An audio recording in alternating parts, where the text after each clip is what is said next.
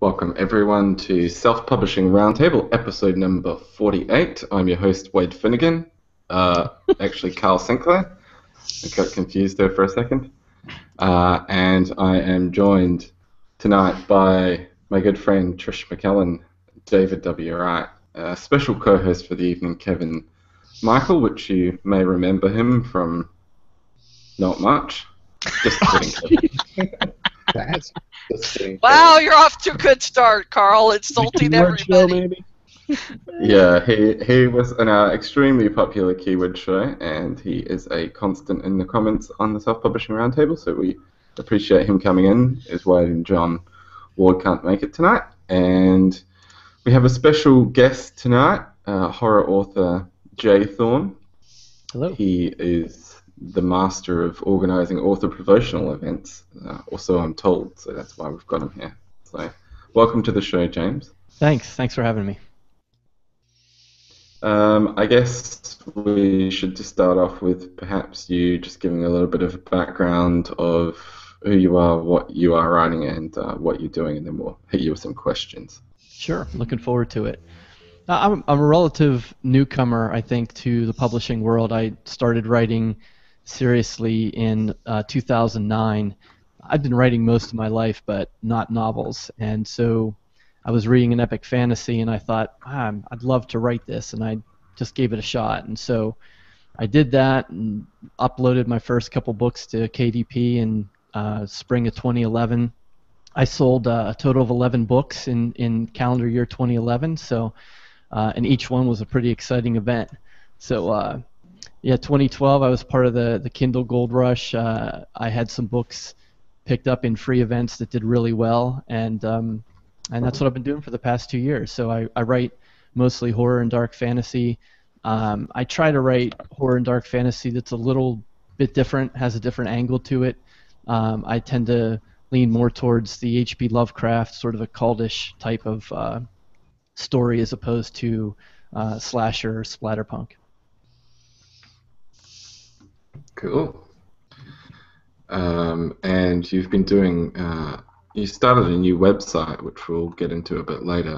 Why don't you tell us a little bit about what that is and how it can help indie authors? Yeah, this is, I think, one of the reasons why I'm here tonight is to talk about some of these recent ideas that have been coming up. So, announcing on your show, premiumboxsets.com, a lot of people know my name because I'm a guy that tends to manage and promote and collect and sell these multi-author box sets. And for right now, and we never know in this industry, I mean, 6 months from now, Amazon could change some rule and these box sets could go away. But for right now, they're a really great way of getting exposure, getting new readers, working with other authors, and to do it in a way that's really inexpensive for the reader. And so premiumboxsets.com is a new promotional site that I launched that my wife is helping me with as she's managing it. And really what we're trying to do is to give readers a place where they can go to shop box sets, specifically box sets. So we don't promote anything, we don't promote any single titles. They're all box sets, they're multi-author or they're single author, but every one on there is a box set. And we broke it down by genre. And the first page is featured, and those are 99-cent multi-author box sets. And you've had a lot of success with your box set. This is the end, right? That one broke really big. I think at one point in February we were really close to breaking the top 100 paid list on Amazon, and I think sometimes you just can't figure this stuff out. You can't understand why one box set does really well and another one doesn't do as well, but This Is the End really got some momentum, and I think in February, and I brought some statistics in case one of you guys were going to ask me, I think we sold over 5,000 copies domestically of that in the first month it was up. So Glenn James, who's been helping me out with a lot of the behind-the-scenes work, he's done the covers for all the box sets that I've organized. We just kind of moved on it, and as indies you can do that. You can be really nimble. You can take advantage of opportunity as it jumps up, and so we were able to get 3 box sets up in a matter of about 5 weeks. And were you doing a lot of promotional stuff for that on book blogs and stuff? Not much. We placed, unfortunately, BookBub doesn't do multi-author box sets, but we got FK Books and Tips. We had ENT. There were a few others that we placed ads in, but really, we're not really sure. Some of the authors have really nice size mailing lists, and so we staggered our mailing list out so that we weren't all hitting readers all on the same day. And I think staggering that and having a certain number of sales over, say, a 10-day period really helped to kind of lock us into that algorithm and get us into the also bots. Now, I noticed you have 6 different box sets. Did you organize every one of them, or did you have help organizing them, or? Yeah, there's one, the Tales of Chills and Thrills. I organized with Kathy Perkins, and she's handled most of the royalty disbursement and sort of the management side of that. She's been really great. This is the End. This is the End 2, and From Darkness Comes. Those 3 box sets. Glenn helped me out with the covers. He did a really great job on those covers, and I've managed everything else. So I did all the formatting. I recruited the authors. Upload to my account. I manage the product description. I place the ads. One angle for these box sets that is the way I'm doing it. I'm not saying it's the right way. Is I don't ask for a cut of it for doing that. I do it because I love it, because I want to promote other authors, because I want to get promoted as well. So I happen to have the tech chops that I can do this. I know the formatting. I know how to get that really nice and tight, and so. That's what I've offered to other authors. I basically say, like, send me your Mobi file, I'll take care of the rest. And I think that really helps, because people are super busy, and if there's a lot of hoops for them to jump through, they're not really interested in it.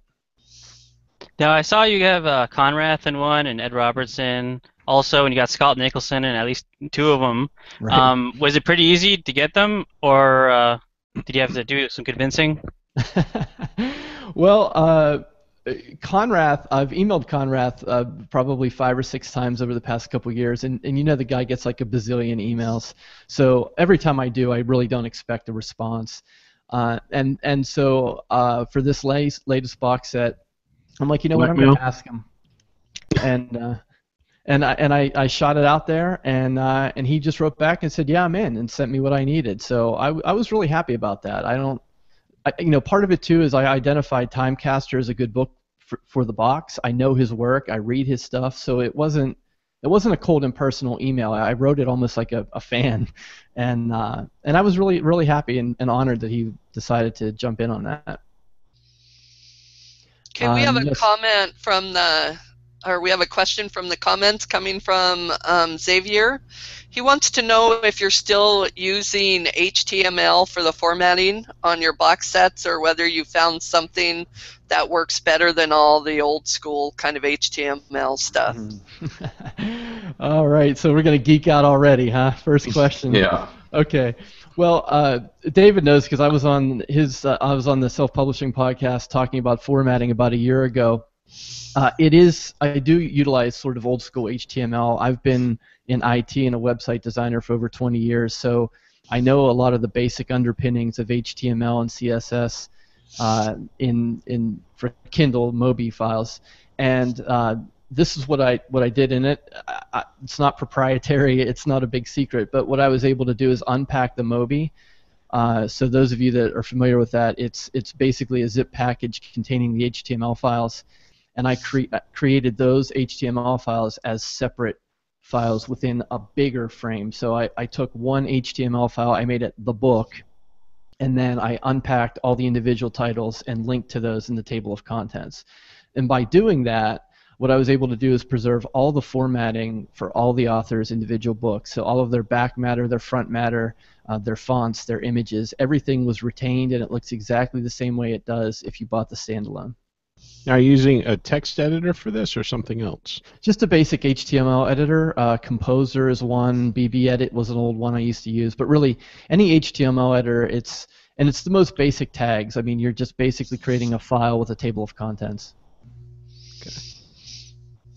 And So how long did it take you to do all this? It seems pretty time consuming. It is. It is. And it's once I figured it out, I could probably do it in a couple of hours. The first time it took me days to figure it out because there are little things you don't think about. For example, some programs will format.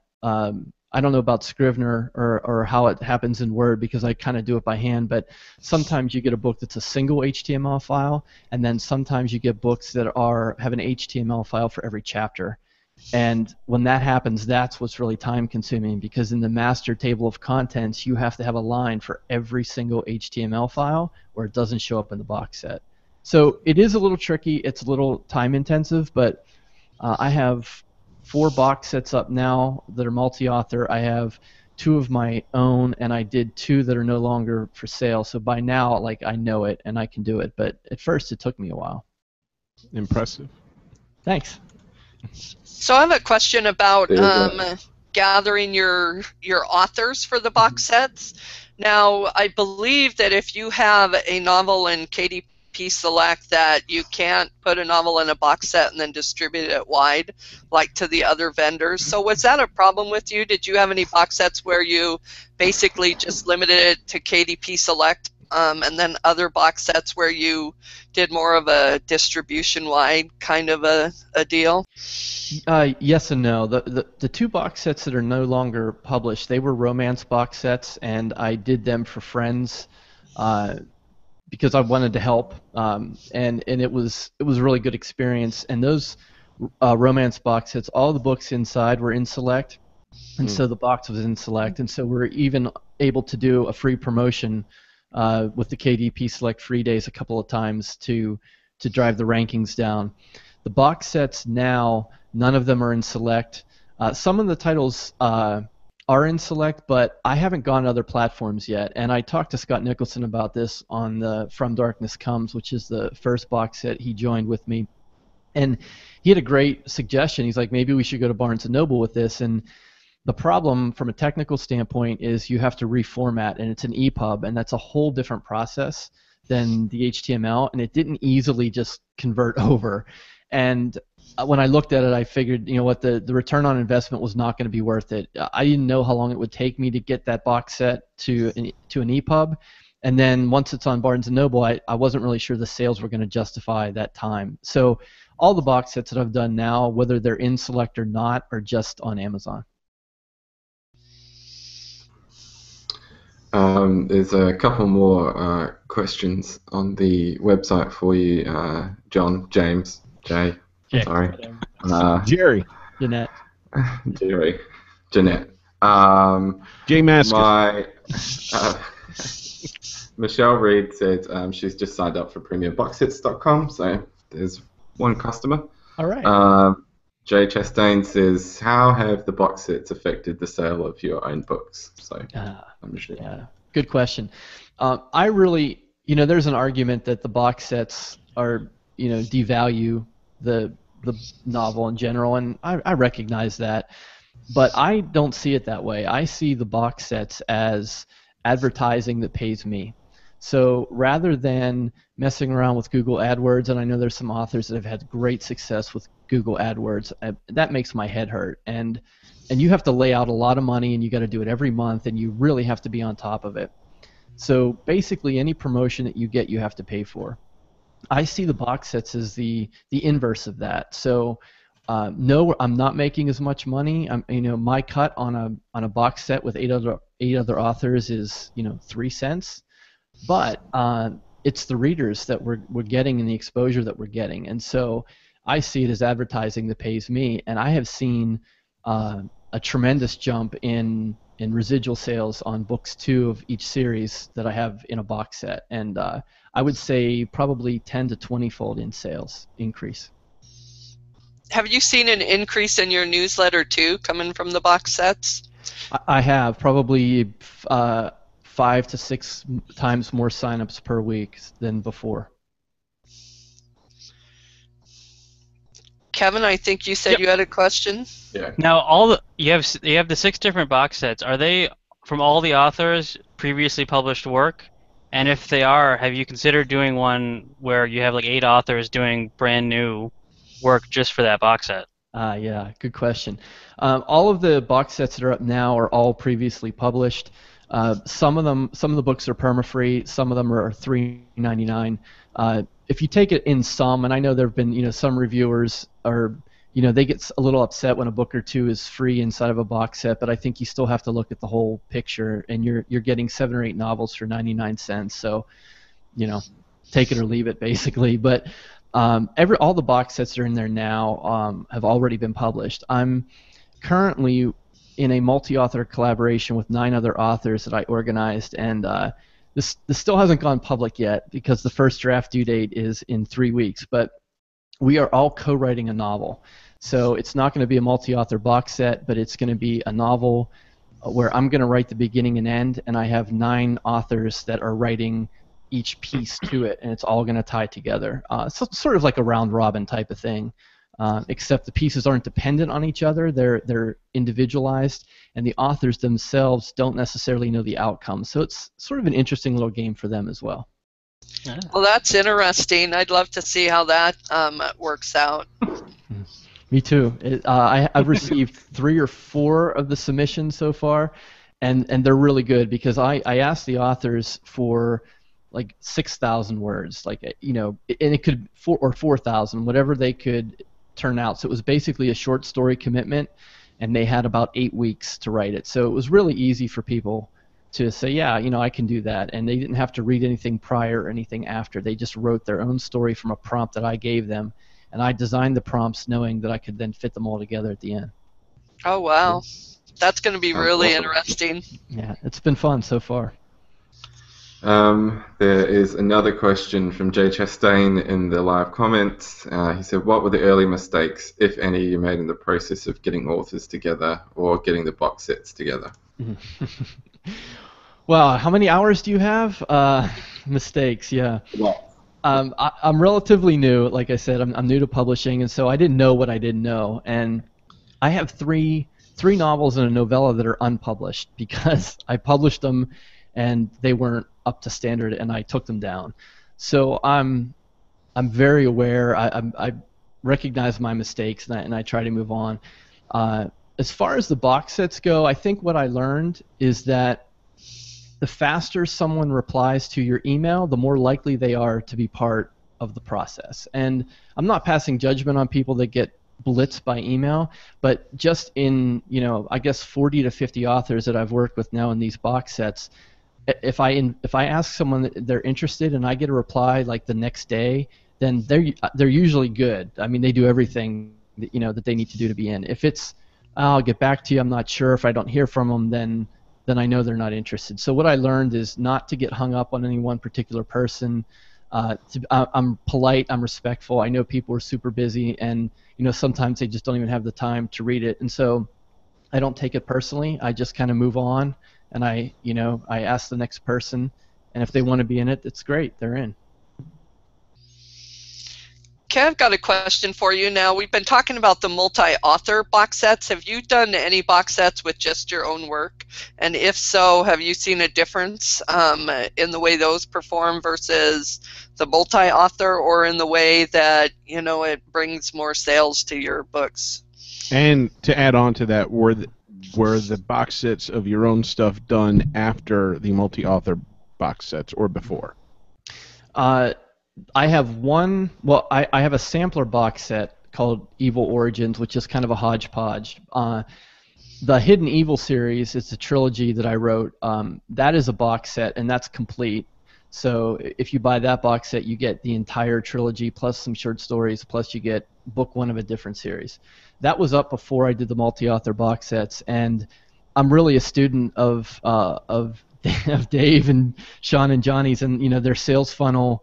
Is something that I, studied and watched and learned from. And so what I've been doing is trying to drive readers into the box funnels as opposed to the individual titles. Now, that means I sacrifice rankings and sales and reviews on the individual titles, but I can charge more for the box and at the higher royalty rate. And so it's a choice I'm willing to make, but it's not an easy one. I think Carl said he had a question from Archer. Yeah, I'm trying to keep up with all the questions today on the website. Usually it's hard to get them to ask any, and tonight they won't stop. So Archer Caldwell's next.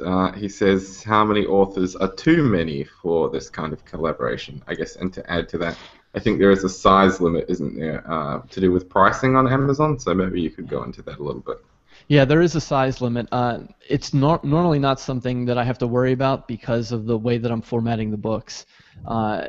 And I can go in and I can knock down a 300 dpi image if I need to, keep it the same size, but cut it down to 72. And I have these little tricks that I can get underneath the size limit. For practical purposes, I think probably 10 would be as many as I would be willing to try.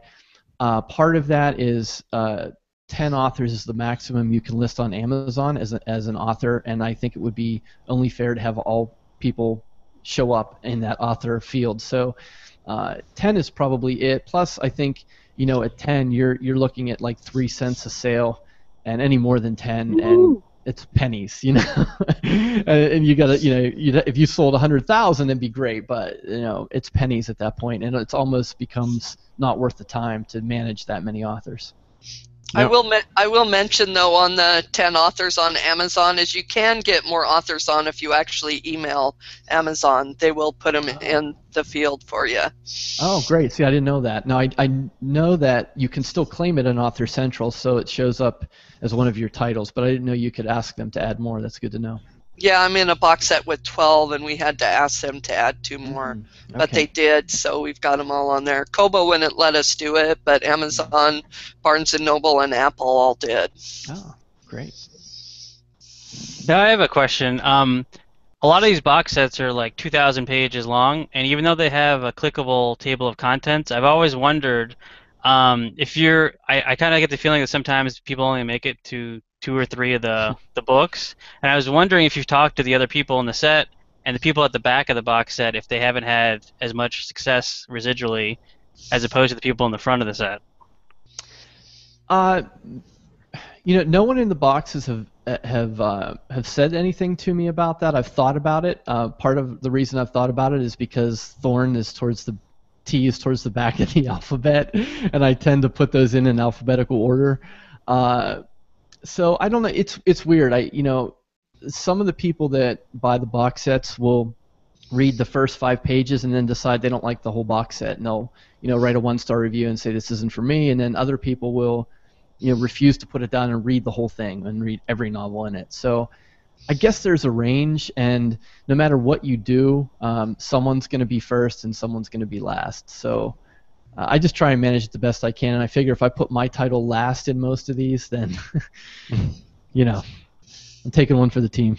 Now, if you're already doing this, I haven't read the box set, but a question or a suggestion, putting a page or 2 up front with a synopsis for each of the stories, like a paragraph teaser, then people can read that first, and then they can choose, whatever suits their particular taste or mood. Yeah, that's a great idea. Absolutely.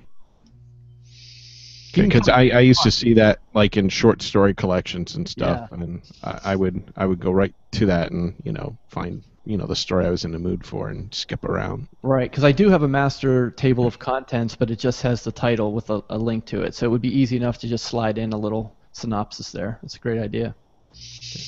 I've got a question. Now, how long have you actually been doing the box sets?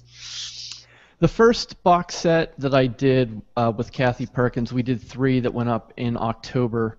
2 of those are no longer for sale, and Tales of Chills and Thrills is the third, and that one's still hanging around. It's somewhere in the 10,000 range as far as ranking goes. It did really well in December, January, and then the other I have This Is the End, This Is the End 2, and From Darkness Comes are the 3 multi-authors that we're in now, and This Is the End 2. This Is the End went up in February. This Is the End 2 went up in March, and From Darkness Comes went up in the end of March, beginning of April.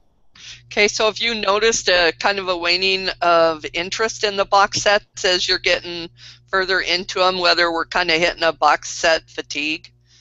Absolutely. I don't know. I don't know if it's a box set fatigue on the reader side or if it's a natural bell curve. But there's definitely sort of a ramp up, and then there's a peak, and then there's sort of the downslide. Although, it's hard to say. Like, I'm looking at some of the numbers I have here. This is the end. We sold about 5,200 domestically in February. We broke 10,000 in March, and then we dropped to 7,200 in April. So, I'll take those numbers for sure. But clearly, there's a peak, and I've seen that in all the boxes. So whether that's reader fatigue or that's just sort of the natural life cycle, it's hard to sell. It's hard to tell. That's per box set, but I mean, if you notice that your later box sets are not doing as well as your earlier ones, whether they're, that kind of a fatigue. Yeah, like I general box set. Yeah, I think the longer it's out, the further it drops in visibility and sales. Now, I've seen, for example, the two This Is the Ends are still in the top 1,000. Have you been periodically running promos on those?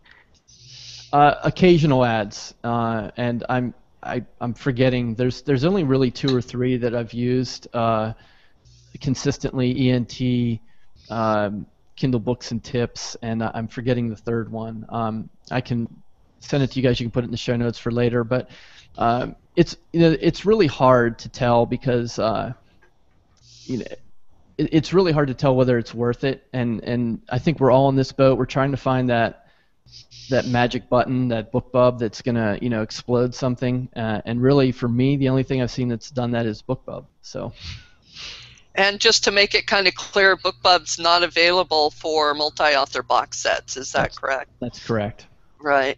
I was going to ask a question, and now I've forgotten what it was.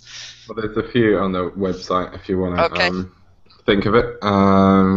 Xavier said if you were going for shorter format stories, I think he's talking about like novelettes or short stories, would you attempt to do a print copy multi-author box set and promote that? Obviously, with the smaller length books, it wouldn't be such a big paperback to try and sell. Yeah, that's a good suggestion. I don't know what all of your experience is with paperbacks. I use CreateSpace as a print-on-demand publisher for all my titles, but I might sell 1 paperback for every 1,000 ebooks I sell. So, I could do it. I'm just not sure I'd see it would be worth the time to invest.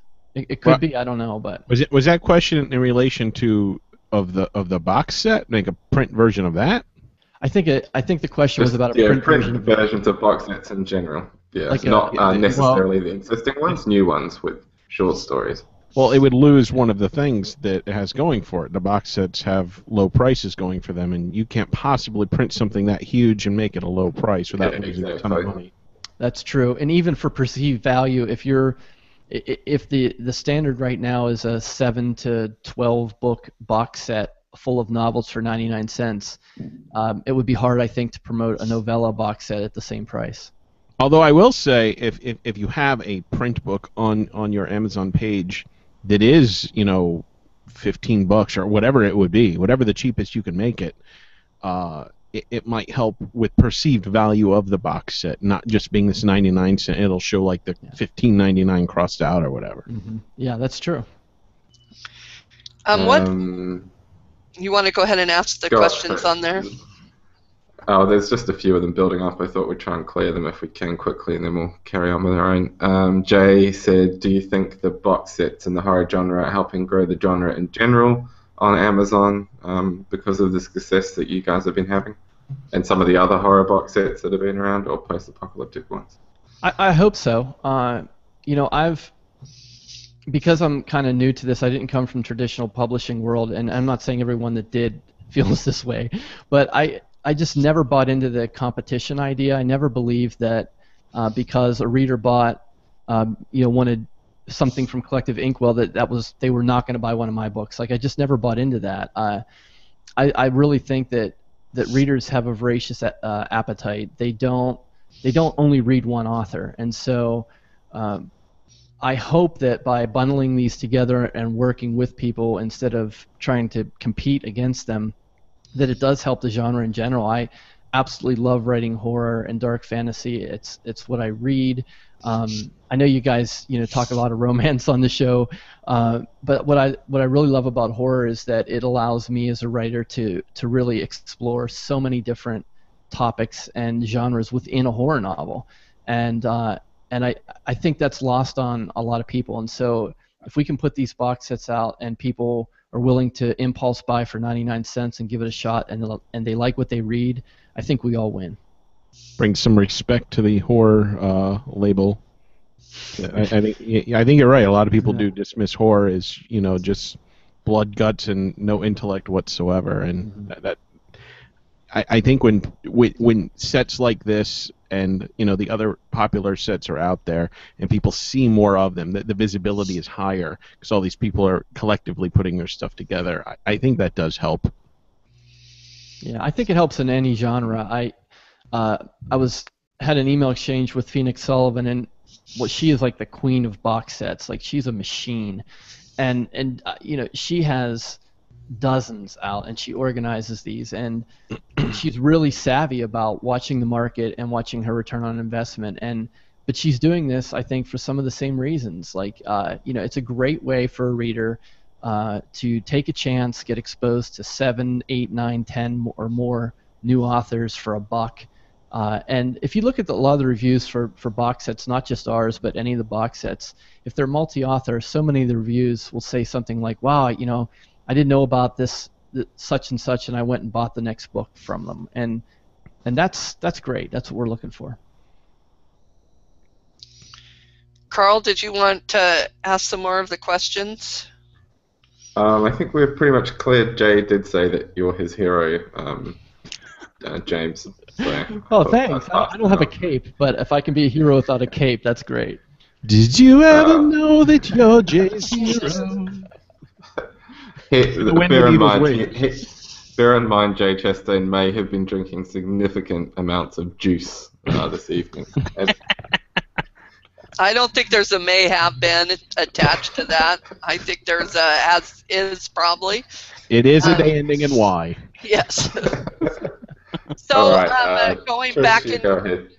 going back into your promo on the box sets, what do you guys do to give your box set some immediate launch movement? Do you guys mail all the newsletter lists, or do any kind of a blog tour, do some stops at blog posts? I mean, what do you guys do to get them moving? It's been really lean. The box set, this is the end. We staggered the email list send, and that I think is what sustained us early. That's what popped us early on. I'm blanking on some of the authors that are in that, but some of them have pretty sizable email lists, and so we used a free online scheduling tool, and we picked days, and we said, you do it this day, and you do it this day, and you do it this day, and we made sure that it was evenly spread across about 7 or 10 days, and that was enough to get the momentum going. And then I honestly believe that this is the end too, and From Darkness Comes just built off the momentum of that first box. I think Glenn and I were really deliberate in branding the covers in a way that they looked like they came from the same place, and so I think there was a recognition there. If you bought the first box set, the next two you saw, and you probably bought those too. That is smart. Now, you said you staggered the email list. I wonder, though, are you planning on having like all 9 authors just send out stuff from their email list immediately, like all at once, and seeing if you can get into the top 100 on that? It might be worth trying. There's certainly there's something to be said for velocity on Amazon, and kind of like putting all your chips out there on day one and really blowing it open and seeing what happens. I think it'd be worth a try. I definitely do. I can see pros and cons either way, but maybe the next box set. I don't know when that's going to be. I'm kind of getting box set fatigue myself, but the next project, that might be worth a try. Well, I think this spreading. I would like to see both of these actually. I would like to try Kevin's as well and see how they perform. But I think the staggered mailing list, I think that kind of goes into Ed Robertson's, how he kind of promoted his books, spreading, it apart and Well, the advertising, not the mailing list, but the advertising. Right. It makes a lot of sense. Well, and then that launch strategy is supposed to really work with the Amazon, algorithms too, where they give more of a push if a book has a slower, steadier build than one spike.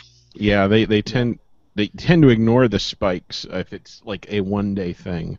If you could manage a few spikes, if you have a few huge mailers, that might be a cool way to try it and not sacrifice by just having everything. Like stagger the best and the biggest emailers that you have in the box set, maybe. Mm-hmm. Or maybe to do kind of like your staggered, do a staggered newsletter list, but then have a whole bunch of ads go off on one day to get a big spike after that. Yeah. That was one of my questions. Are you guys are you using some of the royalties to pay for the advertising, or is that something that you're just doing yourself, or are people pitching in? I'm kind of doing that myself. The first time I asked people to pitch in, but it's not that big of a deal. The advertising, I know in romance the rates can be significantly higher than they are for horror. It's manageable. It's not really something, I could build that into the royalty disbursement and deduct that before I send it out, but again, it's more hassle with the time. I'm right now with I'm managing 3 of the 4 box sets that I'm in. That's almost 30 people, and it just, the spreadsheet gets too big. I'd just rather pay for it myself. That seems like a pain in the ass come tax time. Yeah. Okay, Jay has another question that actually doesn't have to do with box sets, stepping away from them for a minute. He said that you redid all your covers here recently. He was wondering whether you noticed an increase in sales since you've redid your covers. Yeah, my covers. I'm trying to think of the last ones that were redone. It's been a while since any of them were redone, but I've used the same artist for probably the past 6 or 7. And Roy is my cover artist, and he does really, really great work. And I get a lot of compliments on him. I've always had a hard time trying to figure out the correlation between the cover change and the sales spike. I'm just not that good at it, I guess, at reading that, or maybe the sales spike isn't big enough for me to make that leap and say it was because of the cover. But I do get a lot of comments on the covers. People really, really like them, and so as long as they sort of scream horror and dark fantasy and they look good, that's really all I'm concerned about. What's his name or website for? Yeah, it's Roy Megabon is his name. He has a different artist name. I think he's out of the Philippines. I originally found him on 99 Designs, and then sort of independently contracted him after that for just about every other cover I've done. Okay, so then we have another question from Kate. She was wondering whether in the back of each individual book in your box set, whether they have calls to action towards their own stuff. Mm-hmm. Yeah, they do. The books are, I'm formatting them and placing them inside the box with everything intact. So whatever back matter the author has in their title, that's what's at the back of their book in the box set. However, I do have a back matter for the box set, and each back matter from the box drives to the other boxes. So when you pop open "This is the End" at the bottom of the table of contents, it says, "Hey, want another great deal for 99 cents? Click here." It immediately takes you to the back matter, and it shows you "This is the End too," and "From Darkness Comes." So I'm trying to drive traffic between them as well. That's a great idea. Do you also include book covers for each of these people's books, or no? Or is that too big a file size? Yeah, it gets, because they're usually high-res 300 DPI images, and so they're not up front. Some of them will have like a little thumbnail in the beginning on like a title page. So if that's what they have in the book, it's still in there. Roxy Rivera is in the comments, and she's done some successful box sets herself, and she had a comment that I'm going to read for the audio listeners because it's on the website. She said, "On the mailing list thing, we did staggered mailing list releases with all 3 of our box sets. We would choose the 2 big lists in the morning, a couple of smaller ones in the middle, and then a big one at night. It really kept the momentum going. It got us into the top 20, top 10 on Barnes & Noble and on Amazon. and she says, with regards to ads, they did a lot of ad stacking. This is probably easier for romance. This is fairly cheap and good ads that you can buy and spread out over the first week. A lot of teaser graphics and Facebook launch parties, etc. So that's good info. Yeah. And that kind of brings me actually into my next question for you. Did you try, like, say, Goodreads or, Facebook ads or anything like that when you guys were promoting these books? Was there anything there you found useful? No. I was part of a multi-author Goodreads ad about a year ago. This was before Amazon bought them, and it was a complete disaster, and we lost hundreds of dollars. And it could be totally different now. I just haven't found much success with Goodreads ads, so I've kind of stayed away from it. But and Facebook, the Facebook promotion posts to me are sort of like Google AdWords. I really feel like if you don't know what you're doing, you're kind of throwing money away. It's really easy just to kind of throw money at these promotions and these AdWords and not really know what you're doing. So I don't know. It's weird. I know it's a different paradigm, but I just really see the box set as the advertising. So I think for that reason, we don't do too much sort of paid promotions because we consider the box to be the ad for the rest of our catalog. Okay. Now, I have a question. I saw it's not a multi-author box set question, but I saw for Halloween you did like a multi-author horror blog event. Did you find that was as effective, or how did you like doing a multi-author event that wasn't combining writing works? Honestly, Kevin, I don't know because I can't even remember.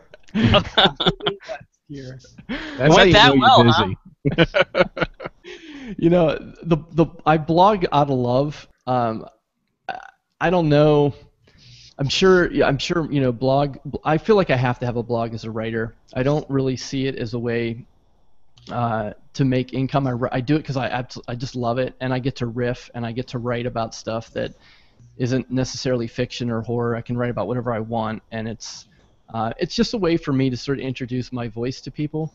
I think Johnny Truant kind of had that approach when he kind of blew up as a blogger early on too. So it's hard for me, again, to draw correlations between what happens on the blog versus sales. I just think it's all this cumulative effect. I think the more that you have your name out there, the more that you offer as opposed to putting your hand out and asking for something. I think if you're offering people something, and I mean readers and other authors, I think you get noticed, and I think it matters. And I'm more concerned about my reputation than anything else, and I take it really seriously. So the blog stuff, I do it because I love it, but I don't necessarily expect a payoff from it.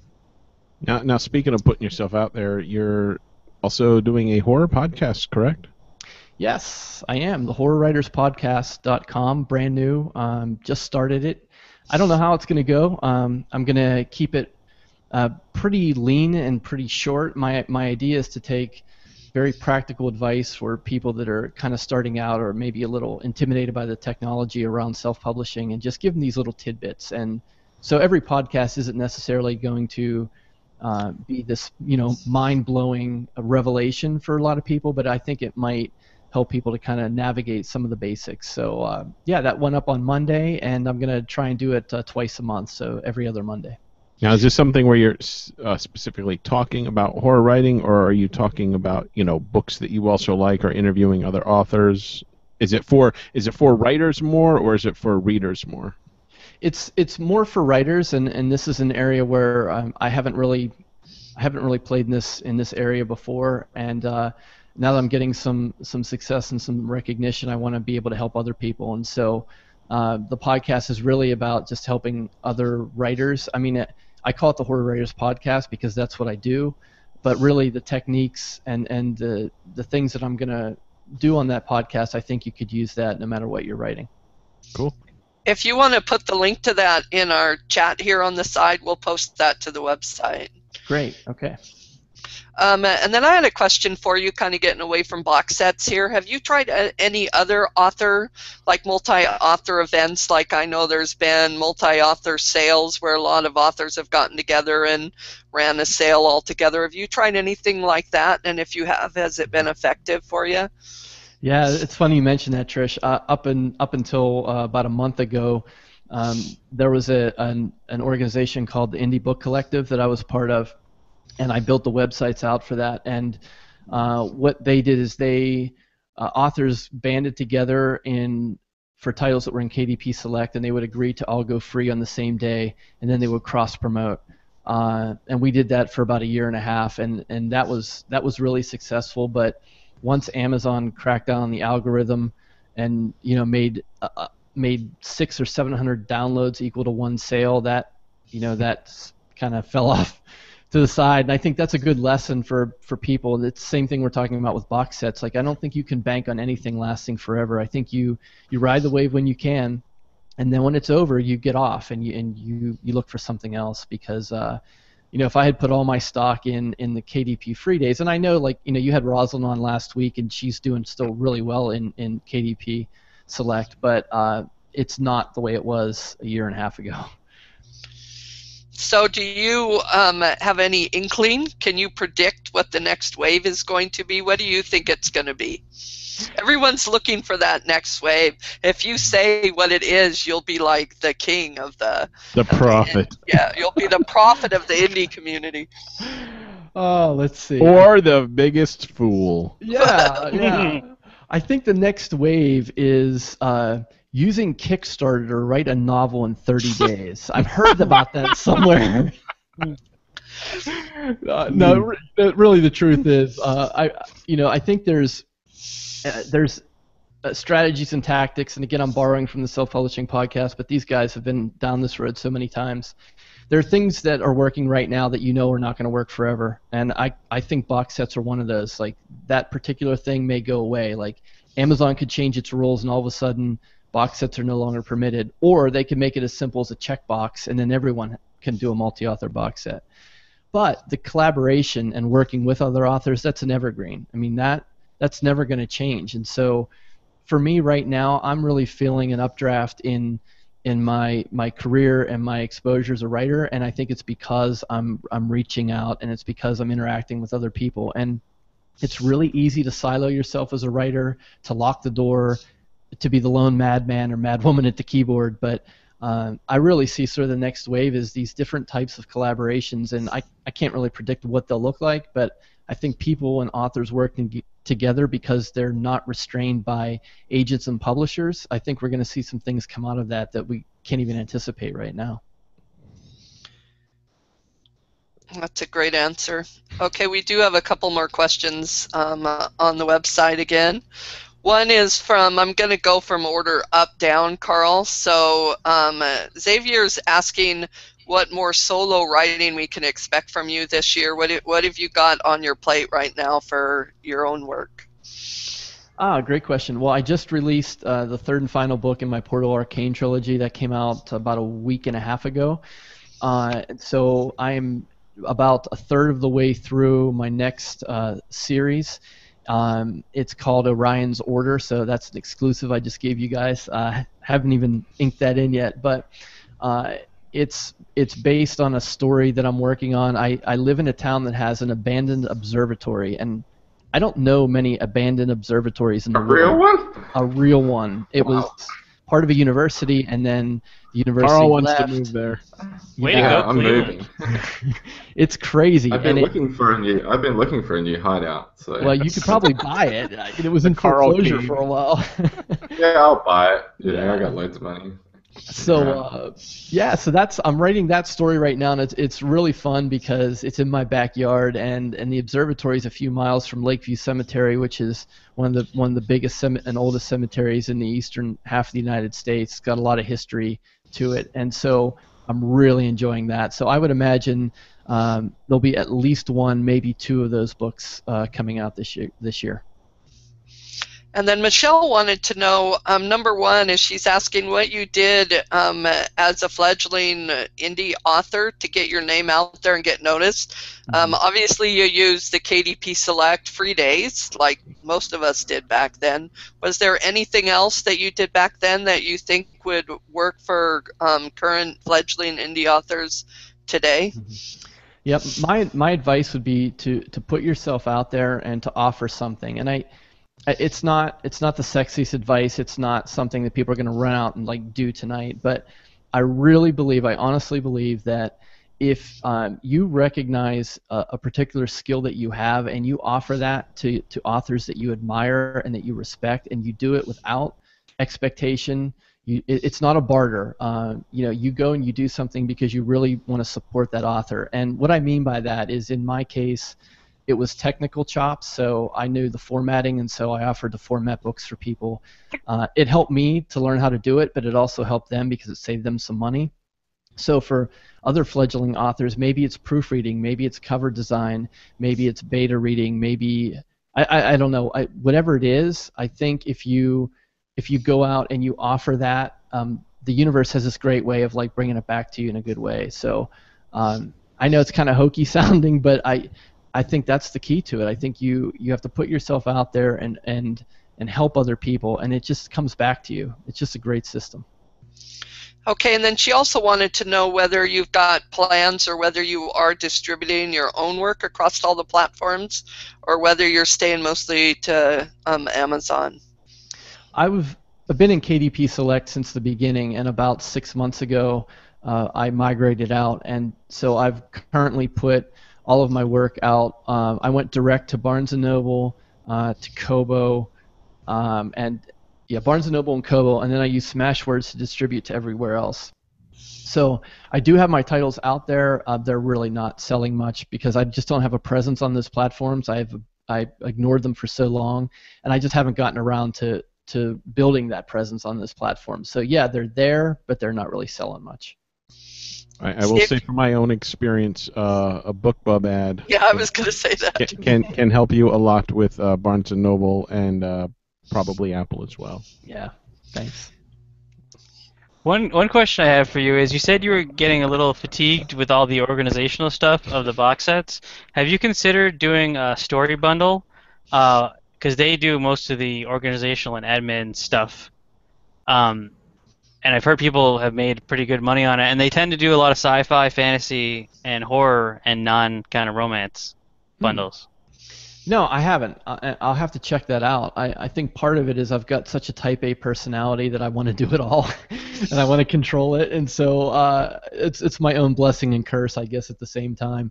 I mean, it's really, once you get the box set formatted and you get it up on the platform, then it's just once a month you have to figure out the royalties, and if you can kind of cook up a good spreadsheet to do the hard lifting for you, the heavy lifting, it's really not too bad. I think my fatigue now is that it's just the mental piece. I think there's so many pieces to the puzzle, and you're wondering, like I've set these up for the authors that they run 90 days at a time. So at the end of 90 days, I have to contact all the authors and say, do you want to sign on for another 90 days? And it's that type of stuff that you just got to stay on top of, and I think that's where the fatigue comes in. But yeah, I mean, if you could, I'm going to look into that. I think having someone handle the administrative piece sounds very appealing. And the one thing about Story Bundle that's interesting is they have their own separate audience from Amazon, so you may get different kind of readers in there also. Yeah. Because they also do video game bundles, I believe. Oh, okay. That's interesting. All right, we are coming up on our usual hour time, and there doesn't appear to be any more questions. So there was just a few. Does anyone else have any more questions for James before we go? Because there's a few admin things I would like to run through before we finish. No, it's been a very informative show so far, though. Thank you. I really appreciate you guys having me on. I'm pretty transparent. I respond to every message I get. So if you hit me up on Twitter or Facebook or email, and you're going to get a reply, and it's going to be me. So if anyone that's has follow-up questions that they'd like to ask, I'll answer them. One other thing I was wondering is you said you were doing multi-author kind of events when you were doing the free days on KDP Select.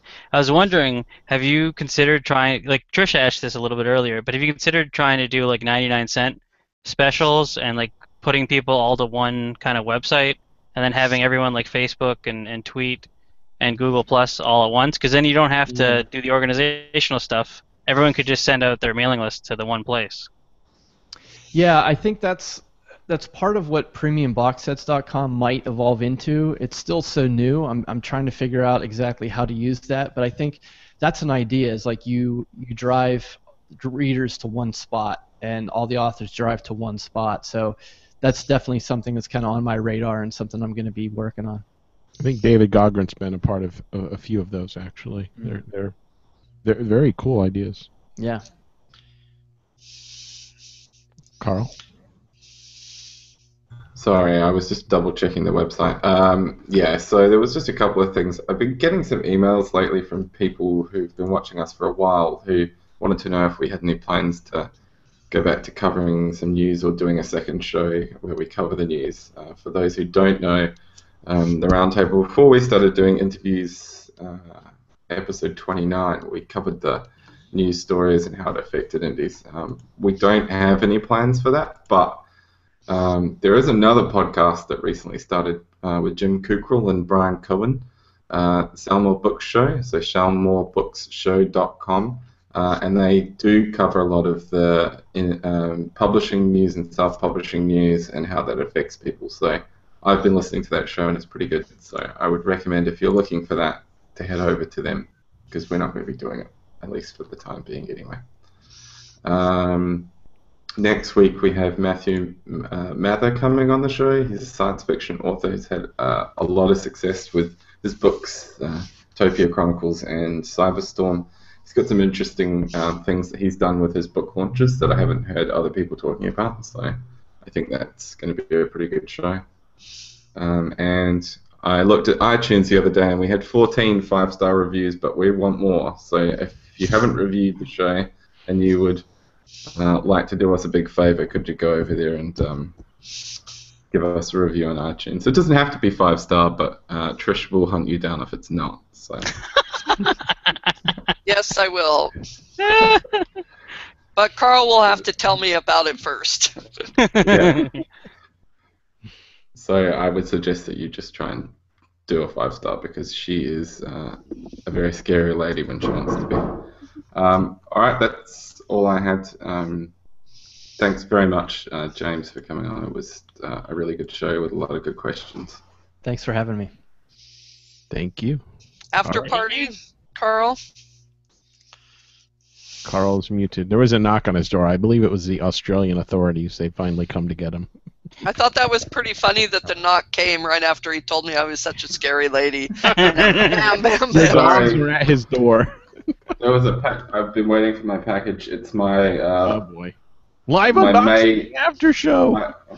my May Loot Crate. If you don't know what Loot Crate is, I'm a big geek, and it's a box that you subscribe to, and they send you a box of different geeky things, and this time it's a T-shirt. It's very exciting. So I'm sure everyone out there is very excited to hear about it. There will be a live unboxing, actually, Dave, on an episode of The Geek Walker, which you may have heard of. Yes, I've heard of that show. It has a very angry avatar, it turns out. Yeah, that's scary enough to stop me from watching it, just looking at that angry, angry face. Now, It hardly Jay, ever before we kills go, any do you animals. wanna bring up how people can see you live in Cleveland for $150? Oh, yeah, I heard about that. What? Yeah, I don't remember who mentioned it, but Jim Kukral, who runs Author Marketing Club and is doing the Sell Books Show podcast, is hosting the first ever Author Marketing Club live event in Cleveland. AuthorMarketingLive.com is the website. All the details are there. I'm going to be there. Johnny Truant's going to be there. I think they added Sean. Dave, do you know if they added Sean? I don't know. I don't recall if they did or not, but I don't talk to those Dave guys. doesn't talk you to don't- those guys. he doesn't know who I'm talking about. He's like, Sean who? So I'm yeah, in my silo working. So yeah, come on out. It's gonna be great. Jim is a consummate pro. He's got a great top shelf day lined up. It's gonna be a lot of fun. I believe he specifically asked me not to come. Well, I'll bring you then. I'll stir it up and I'll bring you. Sneak me in. I would expect Jay Chastain to arrive in Cleveland with a case of juice just for you, Jay Thorn. All right, he's welcome anytime. All right. Well, thank you again. We're going to do an after party as usual. You don't have to stay if you don't want, James, but there'll be viewers wanting to come in and chat to us, and if you want to come, it's a separate hangout, and you can stay for as long as you like if you don't have to. I'll hang around for a little bit. They'll ask you some more questions, I guess. Sure. And you can probably watch Jay Chastain get drunk live, because that's always fun. Yeah, he Jay does that getting very drunk well. and Carl opening a Loot Crate box. What do you mean get drunk? If Jay Chastain is not drunk right now, then I'll be a very disappointed person. All right. Thanks very much for listening, everyone, and say hi to your mums for me.